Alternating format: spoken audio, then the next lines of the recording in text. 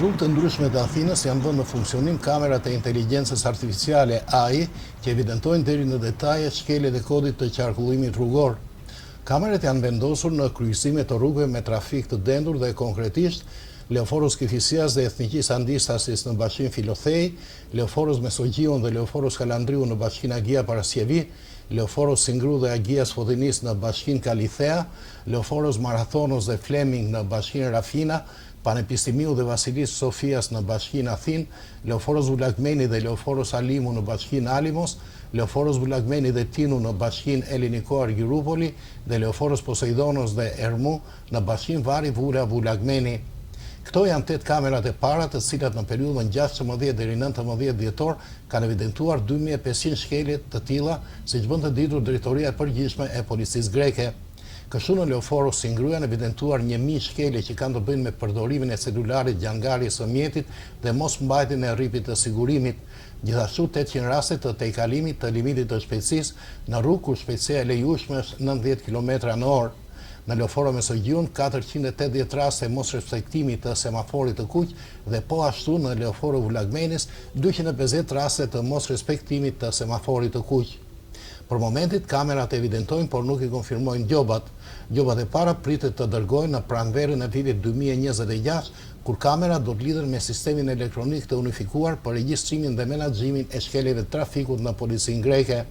Procesi do funksionojë në këtë mënyrë.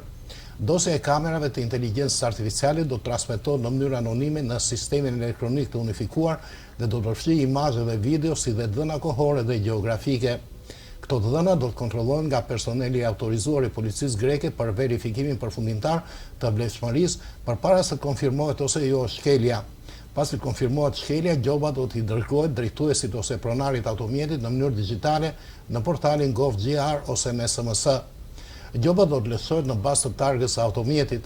Nëse automjeti ka më shumë se një pronar, si shkelës konsiderohet ai që është listuar i pari në lejen e qarkullimit ose ai me përqindjen më të madhe të pronësisë, ndërsa nëse automjeti i përket një kompanie, përgjegjës do të jetë përfaqësuesi ligjor i kompanisë. Në çdo rast, pronari do të ketë të drejtë që brenda 7 ditëve të deklarojë se nuk ishte ai që drejtonte makinën, duke deklaruar ndërkaq se cili ishte drejtuesi, qoftë personalisht ose në mënyrë digjitale përmes aplikacionit gov.gr. E njëjta gjë vlen për automjetet me qira ose me leasing.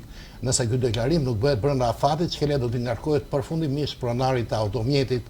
Qytetari mund të paraqesë një reklamim brenda 3 ditëve nga momenti që njoftohet në kutinë e tij postare në gov.gr.